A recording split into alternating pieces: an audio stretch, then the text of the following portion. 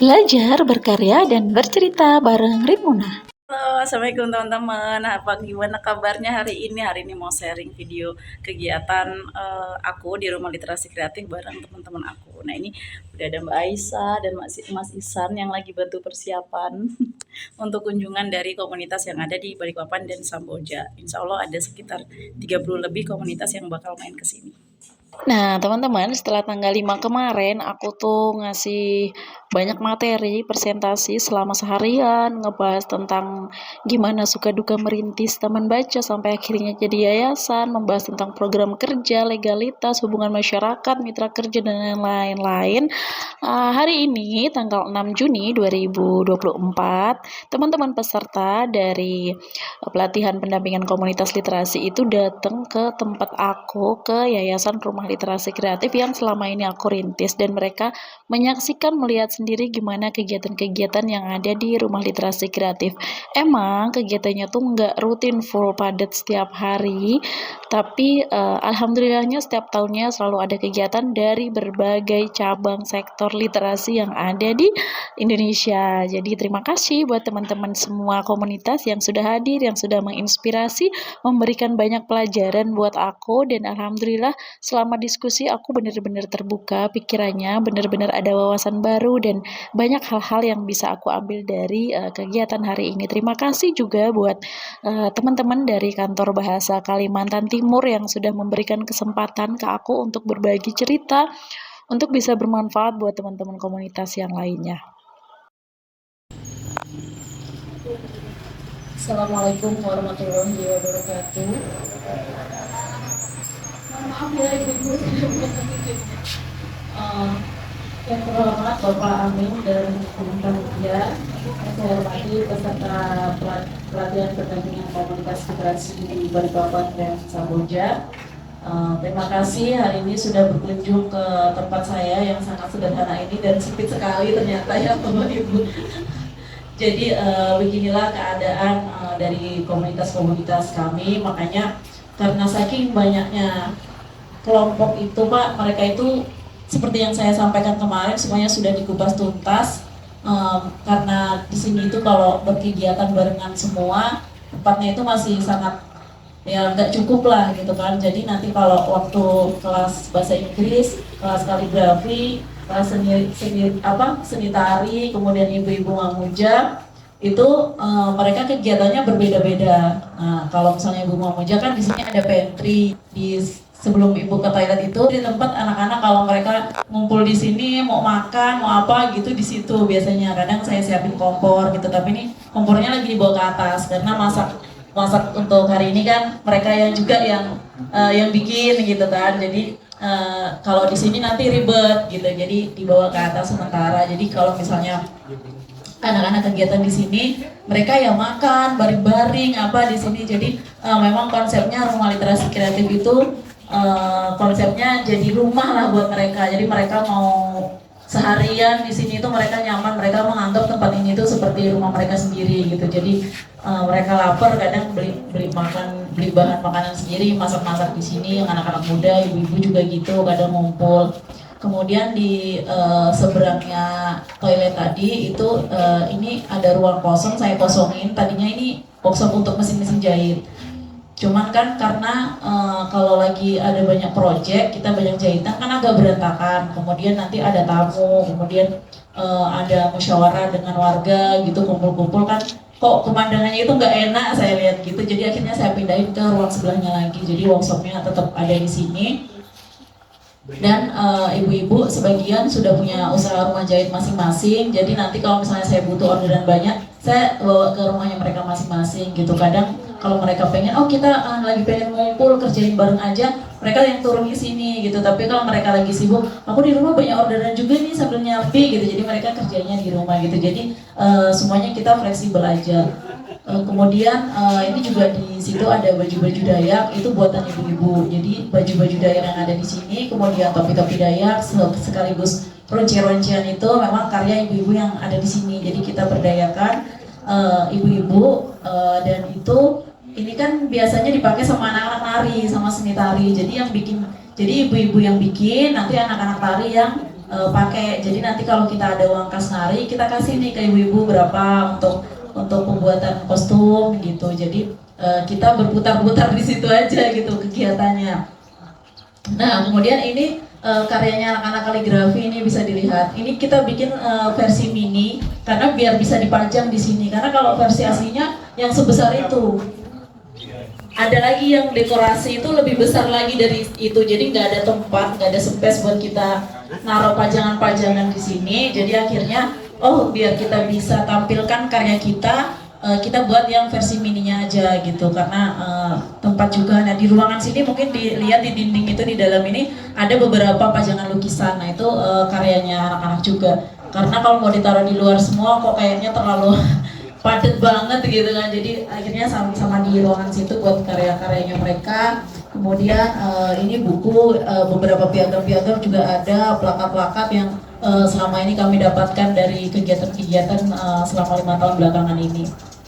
Terus ini yang satunya ini digital. Jadi memang ada anak-anak digital. Itu kemarin lomba video dari Diskominfo, alhamdulillah dapat juara terbaik 3. Jadi itu untuk lomba-lomba bikin video anak-anak. Kemudian untuk baca tulisnya, anak-anak baca tulis ini nggak bisa dihadirkan karena mereka ulangan.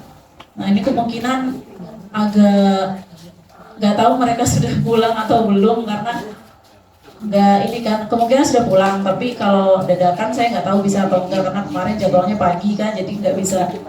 Saya bilang ya udah anak-anak nggak usah datang karena mungkin siang pesertanya udah pulang. Nah, kalau dipanggil dadakan saya kurang tahu mereka bisa atau enggak, jadi mungkin bisa ada di foto-foto aja sebagian kita ada di situ foto-foto kegiatannya, tapi belum semua karena memang ada keterbatasan dari kami gitu untuk ngasih untuk bikin kayak gitu.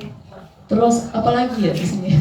Ya ini aja lah karya-karyanya anak-anak. Kemudian piala-piala kita taruh di lemari, tapi itu cuma kita kasih beberapa aja contoh. Kalau yang lain anak-anak prestasi kaligrafi pialanya dibawa ke rumah masing-masing.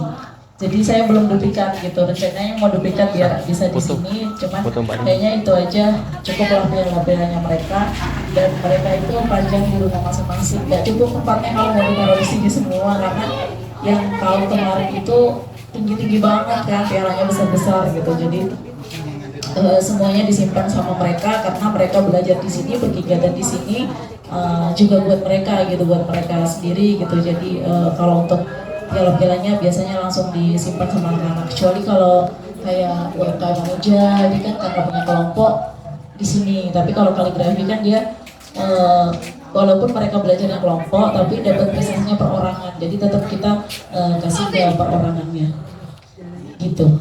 Mungkin itu aja penyampaian dari saya. Kurang lebihnya saya mohon maaf. Apabila banyak kekurangan di tempat ini juga saya mohon maaf. Semoga apa yang ada di sini, teman-teman yang ada di sini pulangnya bisa membawa ilmu yang bermanfaat dan bisa bermanfaat bagi wilayah dan warga di sekitarnya. Terima kasih. Assalamualaikum warahmatullahi wabarakatuh. Relasi itu bisa bergabung dengan seni tari. Nah, ini mohon masukannya seperti apa supaya kami yang baru mau berjalan bisa mengikuti jejaknya nantinya. Karena saya sudah ada ibaratnya sedikit pengalaman.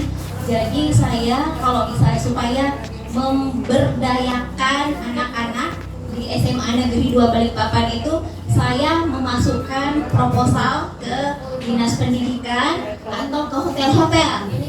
Nah, di situ ya makanya kemarin saya mempertanyakan karakter ya. Jadi ya mungkin karena tidak terlalu terkenal, maka dari itu kadang kami dibayar, kadang tidak. Nah, tapi alhamdulillah ini sudah berapa tahun, alhamdulillah kami dibayar. Nah dari itu saya berharap Polikaltim itu bergabung dengan LIPI juga nantinya bisa ada literasi kebudayaan seni tari. Nah, di mana anak-anak itu bisa saya berdaya gunakan di situ. Jadi bukan cuma bisa menari. Nah, ada kekurangan juga kami malah selalu sewa kostum. Nah, kami selalu sewa kostum. Jadi kami dapat misalnya harga ada 1.500.000, ya malah lari ke kostum. Karena kalau pick up saya sudah bekalin anak-anak yang tari itu belajar pick up. Jadi pick up artis dia harus belajar, jadi tampil dia sudah harus pintar, sudah cantik sudah. Jadi peralatan dari saya ya kostumnya ini kadang masalah seni budaya, karena ibu guru seni budaya mungkin jauh lebih mengerti daripada saya gitu kan. Jadi kalau masalah seni budaya itu saya itu fasilitator buat mereka. Jadi anak-anak itu di sini kita itu nggak punya guru, nggak punya mentor untuk nari. Jadi mereka benar-benar ngandelin literasi digitalnya dari YouTube. Kemudian nanti kita cari informasi-informasi dari buku, cari referensi-referensi dari buku atau dari video-video yang ada. Nah biasanya nanti tergantung, kalau misalnya mau ada event, mereka minta tari tradisional yang asli, kita pakai yang asli. Kalau mereka minta kreasi, kita kreasikan lagi. Dan itu anak-anak sendiri inisiatif, mereka inisiatif sendiri. Dan memang kalau untuk tampil itu, bapak ibu, anak-anak itu, mereka tuh gak nanya bayaran. Yang penting mereka itu tampil, mereka seneng, itu aja.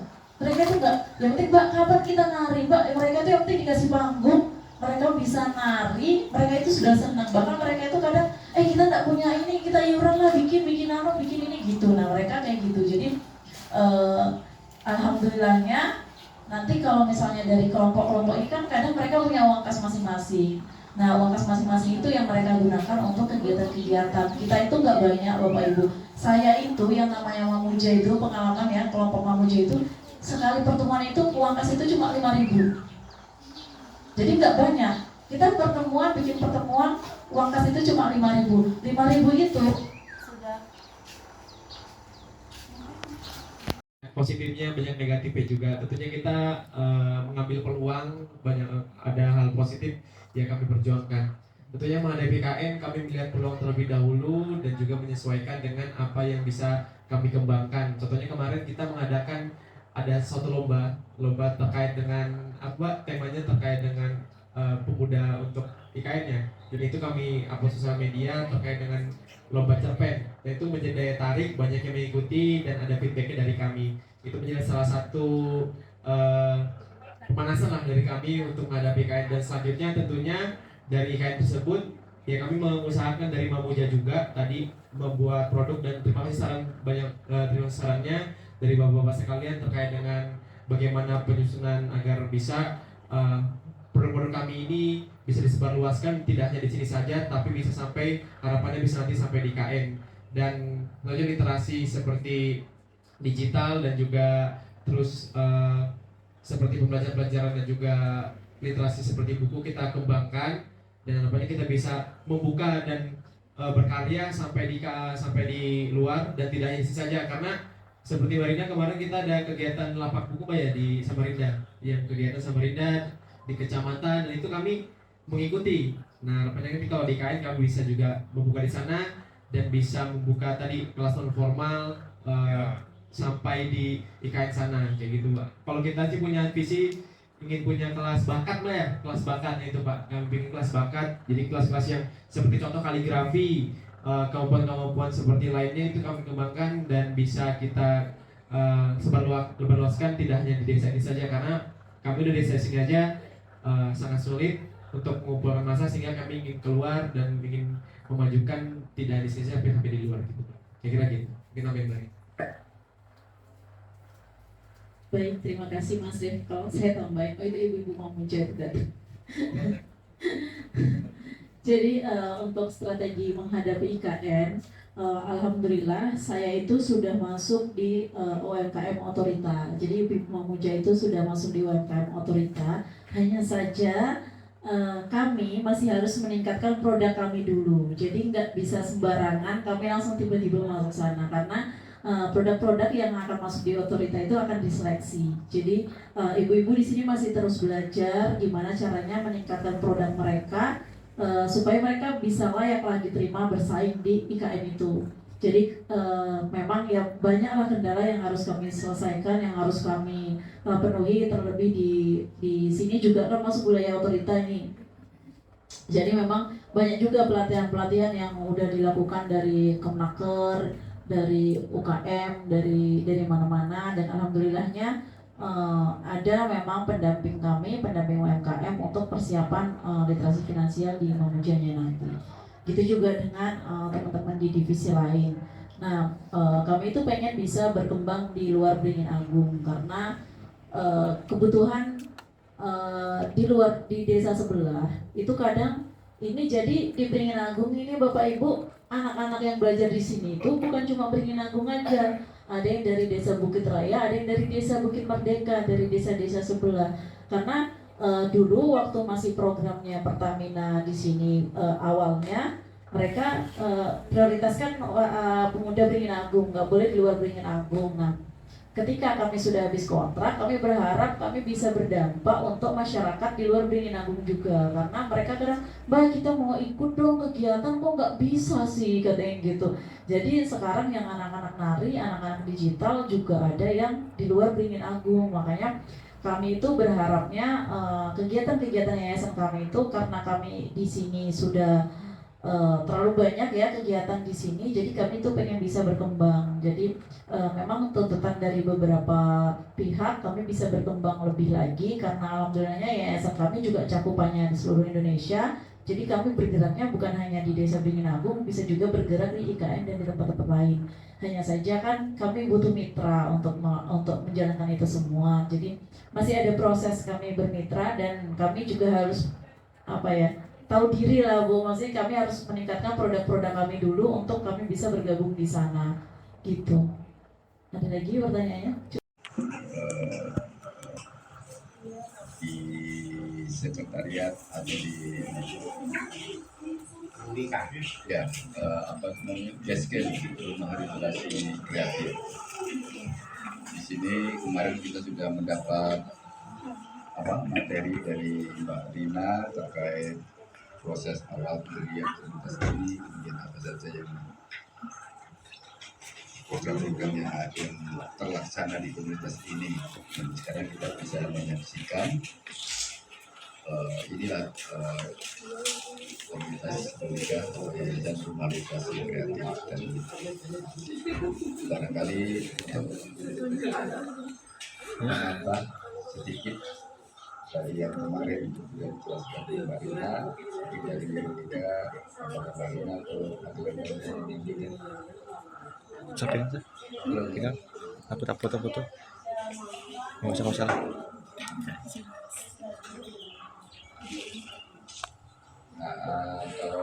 kalau aku tidak melihat Polikaltim itu bergabung dengan LIPI juga nantinya bisa ada literasi kebudayaan seni tari.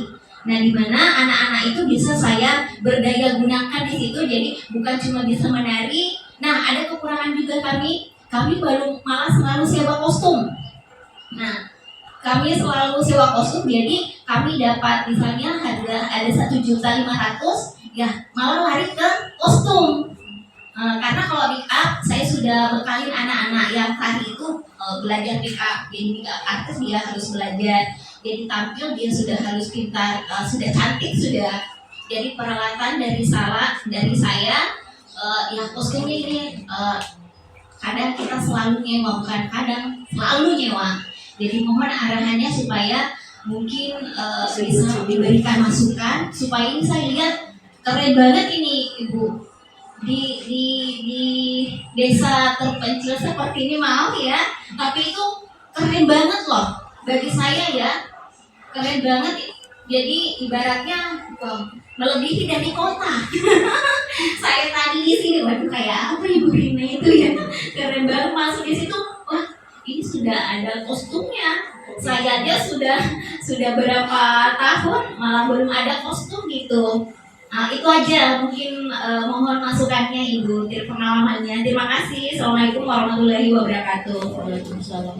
Itu fasilitator buat mereka. Jadi anak-anak itu di sini kita itu nggak punya guru, nggak punya mentor untuk nari. Jadi mereka benar-benar ngandelin literasi digitalnya dari YouTube. Kemudian nanti kita cari informasi-informasi dari buku, cari referensi-referensi dari buku atau dari video-video yang ada.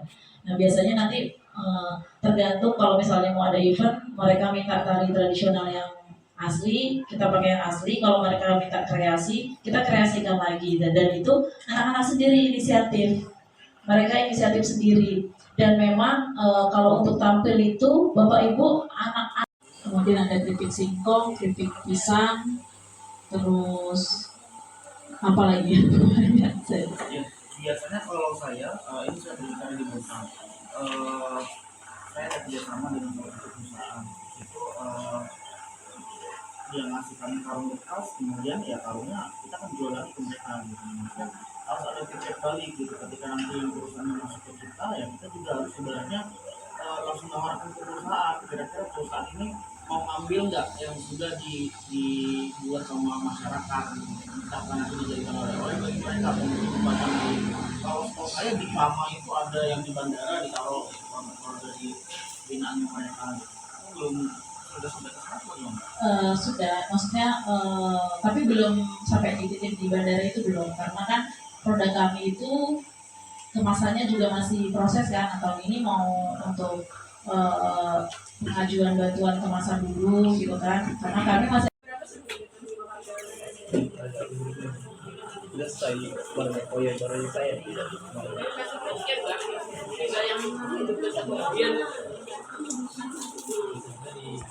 Nah, inilah teman-teman sebagian dari kegiatan aku, cuplikan-cuplikan dari kegiatan aku di tanggal 6 Juni 2024.